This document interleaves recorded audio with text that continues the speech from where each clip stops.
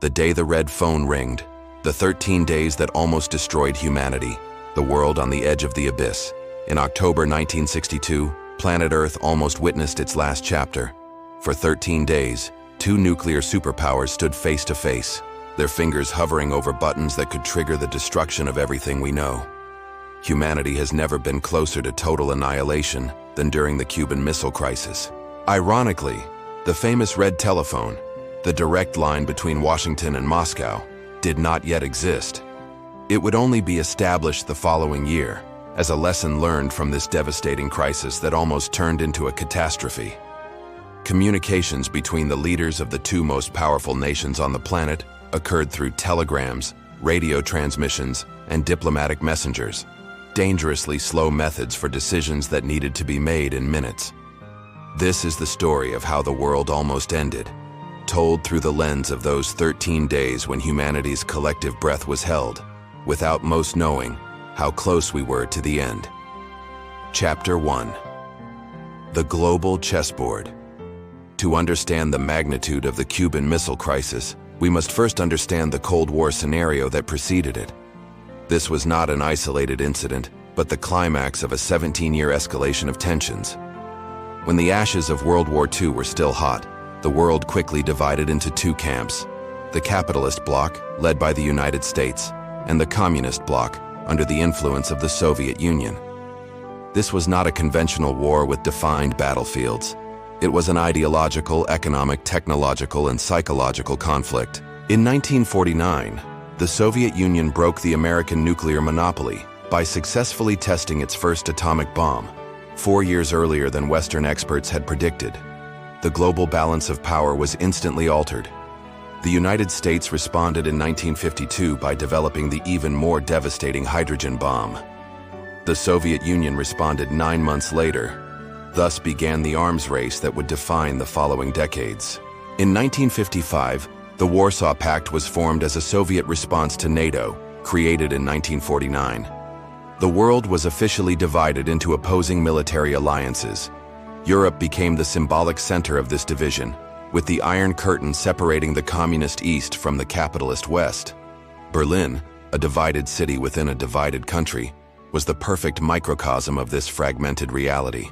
The dominant military strategy of the time was aptly named Mutual Assured Destruction, MAD. The concept was as simple as it was terrifying. Any nuclear attack would be met with full retaliation, ensuring destruction on both sides. It was a chess game where checkmate would mean the end of the game for all players and spectators. In 1960, the Soviets shot down an American U-2 spy plane over their territory, capturing pilot Francis Gary Powers. The incident crushed any hope of a thaw in relations between the superpowers. The following year, the construction of the Berlin Wall literally solidified the divide between East and West. In April 1961, newly inaugurated American President John F. Kennedy authorized the disastrous Bay of Pigs invasion of Cuba, a failed attempt to overthrow Fidel Castro's regime. The fiasco not only strengthened Castro domestically, but also pushed him more firmly into Soviet arms, transforming Cuba into the communist spearhead in the Western Hemisphere. This was the global chessboard when, in 1962, the Soviet Union made a decision that nearly triggered the apocalypse, installing nuclear missiles in Cuba, just 90 miles from the American coast. Chapter 2. The discovery that paralyzed Washington. On the morning of October 16, 1962, President John F. Kennedy was awakened by alarming news.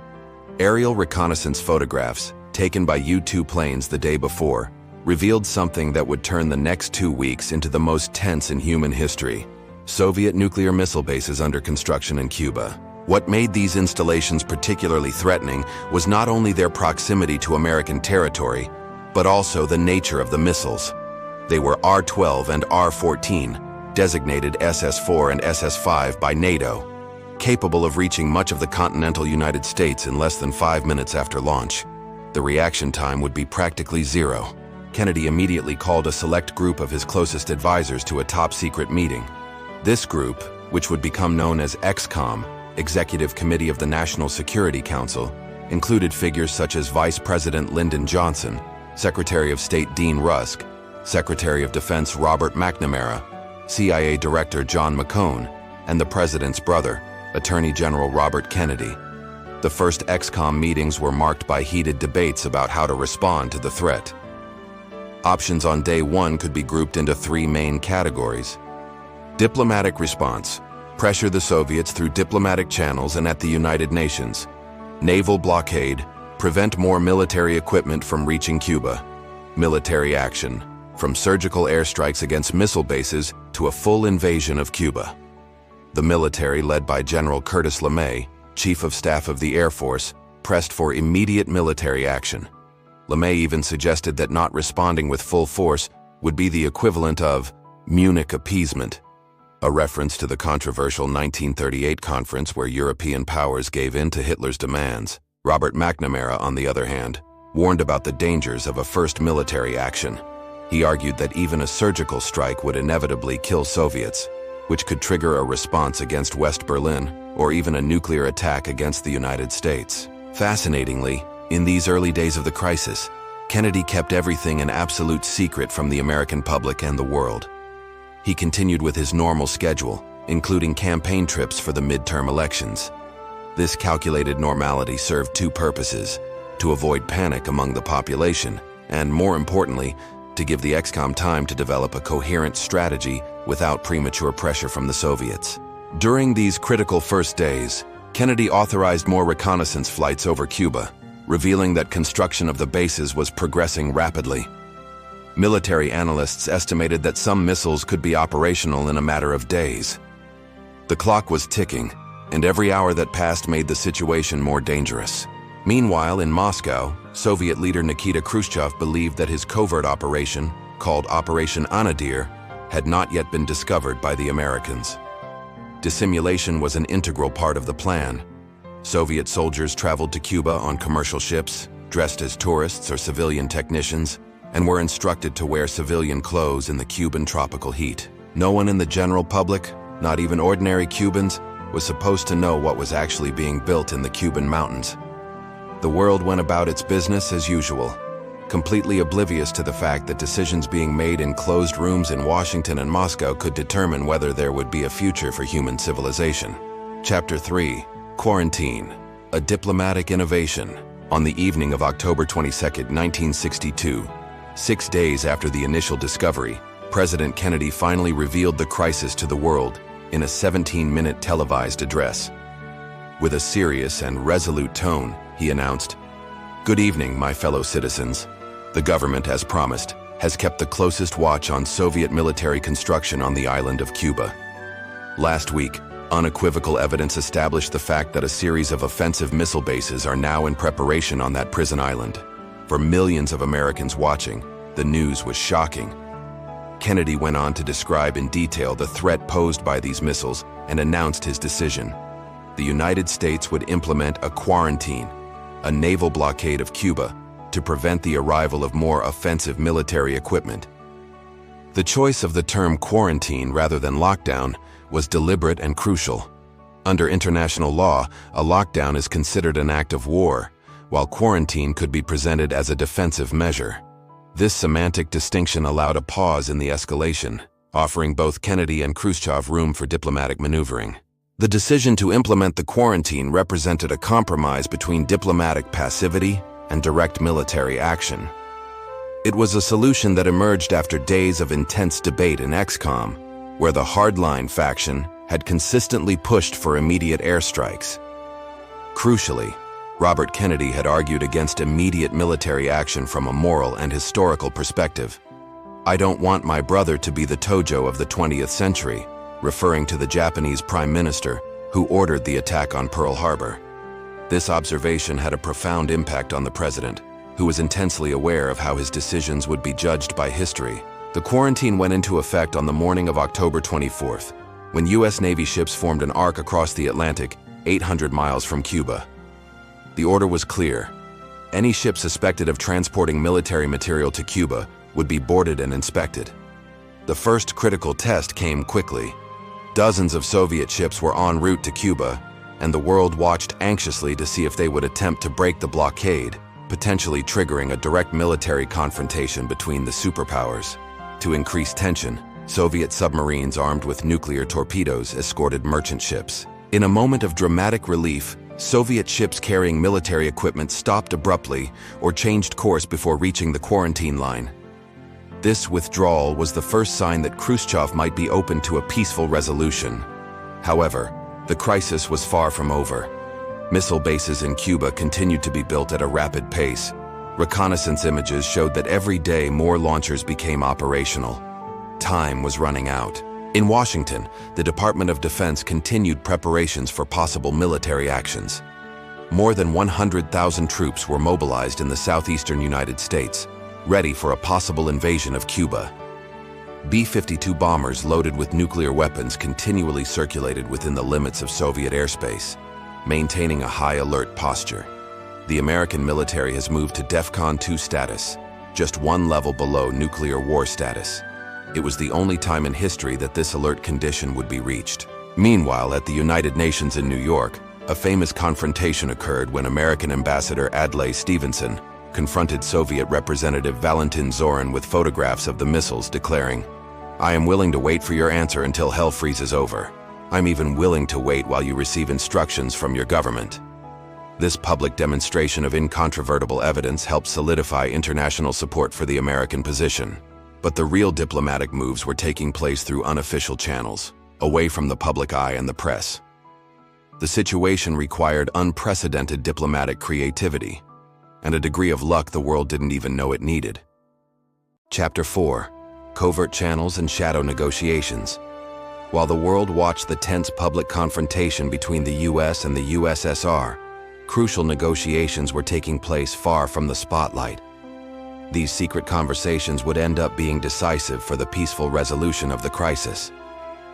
One particularly important channel was established through the American journalist John Scully, who served as an informal intermediary between the Kennedy administration and the Soviet intelligence attaché in Washington, Alexander Feklisov, who operated under the cover of an embassy counselor.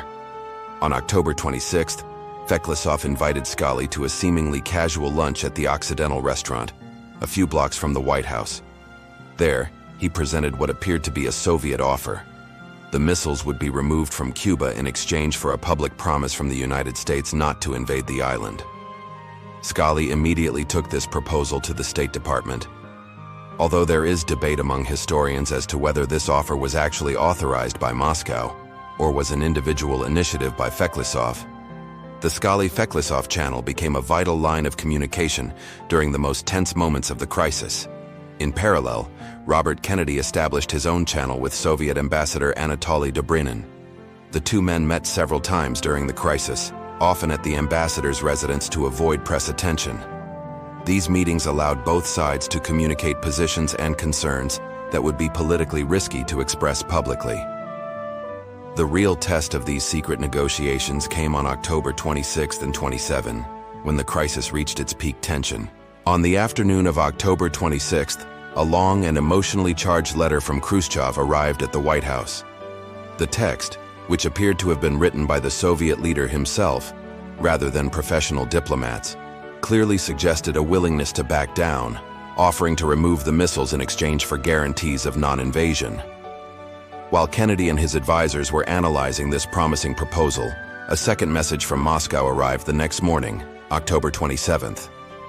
This new letter had a dramatically different tone and added a new demand: the withdrawal of American missiles from Turkey as part of the agreement. This inconsistency caused great concern in XCOM. It indicated possible divisions within the Soviet leadership or, worse yet, that Khrushchev could be losing control to more hardline elements in the Kremlin. The situation was further complicated because Turkey's Jupiter missiles were, in fact, obsolete, and Kennedy had already ordered their removal months earlier. But the process had been delayed by Turkish objections. October 27th, which would later be known as Black Saturday, brought yet another alarming incident that almost precipitated the war. An American U-2 plane was shot down over Cuba, killing pilot Major Rudolph Anderson Jr., the only direct casualty of the crisis. It was later revealed that this action had not been ordered by Moscow, but taken by a local Soviet commander, General Stepan Grechko, who acted on his own initiative. The shooting down of the U-2 created immense pressure on Kennedy to respond militarily. The Joint Chiefs of Staff argued that the downing of the plane required immediate retaliation, possibly beginning with airstrikes against Cuban anti-aircraft missile batteries the following morning. It was at this critical moment that Robert Kennedy had his most important meeting with Dobrynin. Following the strategy developed with his brother, he informed the ambassador that the U.S. would accept Khrushchev's original proposal, non-invasion guarantees in exchange for missile withdrawal, completely ignoring the second letter. As for the missiles in Turkey, Robert Kennedy offered Dobrynin a verbal assurance that they would be removed a few months later. But this part of the agreement was to remain absolutely secret. His message to Khrushchev was clear. Time was running out. If a positive response was not received within 24 hours, American military action would become inevitable. Meanwhile, another potentially catastrophic drama was unfolding in the depths of the ocean, completely unknown to leaders in Washington. The Soviet submarine B-59, equipped with a nuclear torpedo, was being pursued by American destroyers near the quarantine line. Out of contact with Moscow for days and under pressure from depth charges used as signals to surface, not actual attacks, the submarine's captain, Valentin Savitsky, ordered the nuclear torpedo to be prepared for launch. Soviet rules required 3 officials to agree to authorize the use of a nuclear weapon. 2 officers, including the captain, voted in favor. The only vote against was Vasily Arkhipov, the flotilla's chief of staff. His lone veto may have literally saved the world, although this incident was not revealed until decades later. On the morning of October 28th, Khrushchev's response arrived. The Soviet Union agreed to remove the missiles under UN inspection in exchange for American guarantees of non-invasion. The crisis had ended as abruptly as it had begun. Chapter 5. Consequences and Lessons Learned. When the dust settled after the most tense 13 days of the Cold War, both sides realized how dangerously close to the precipice they had come. The Cuban Missile Crisis fundamentally transformed relations between the superpowers and left lasting lessons about diplomacy, leadership, and the risks of the nuclear age. The most immediate consequence was the installation of the famous Red Telephone, a direct line of communication between the Kremlin and the White House. Ironically, it was never actually a telephone, but rather a teletype system that allowed written messages to be sent. It would later be upgraded to fax and eventually email, but the principle remained the same. Leaders of the nuclear superpowers needed a fast, reliable means of communication to avoid fatal misunderstandings in times of crisis.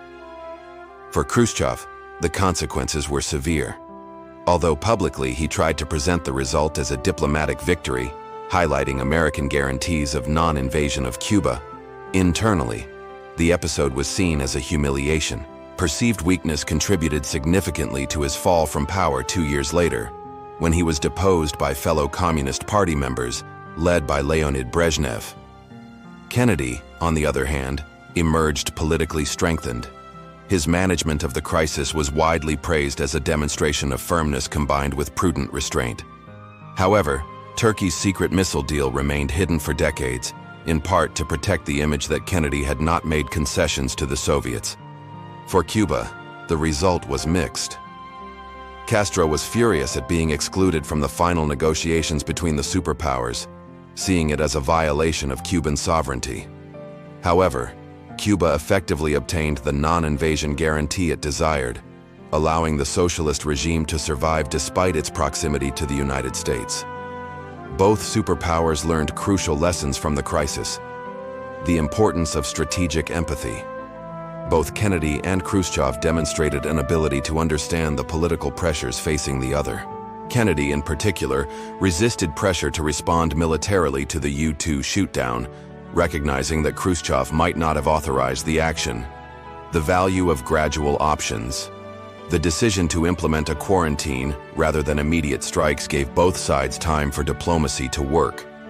This concept of a bati climbing ladder, where each rung offers opportunities for negotiation, would become central to subsequent strategic thinking.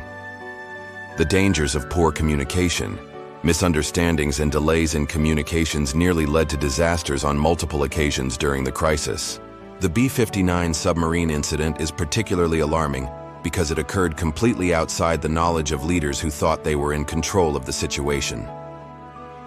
The limits of nuclear confrontation. The crisis demonstrated vividly that, in the nuclear age, traditional concepts of military victory had little meaning. As Kennedy noted in his speech at American University in 1963, an all-out nuclear war would make no sense. Both sides possess such terrible power of destruction that any calculation of advantage is lost in the calculation of destruction. Perhaps the most significant consequence was psychological. The crisis showed leaders on both sides the true horror of the nuclear cliff, creating a shared commitment to avoid similar situations in the future. This determination led directly to the Partial Nuclear Test Ban Treaty of 1963, the first significant arms control agreement of the Cold War era.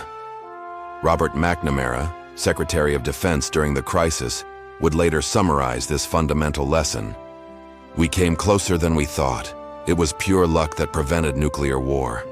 Decades later, during a conference in Havana in 1992 that brought together American, Soviet, and Cuban veterans of the crisis, it emerged that the situation had been even more dangerous than either side realized at the time. Soviet commanders in Cuba had not only strategic missiles, but also tactical nuclear weapons, and the authority to use them if an American invasion occurred. An invasion of Cuba would almost certainly have triggered a nuclear war. The legacy of the 13 days.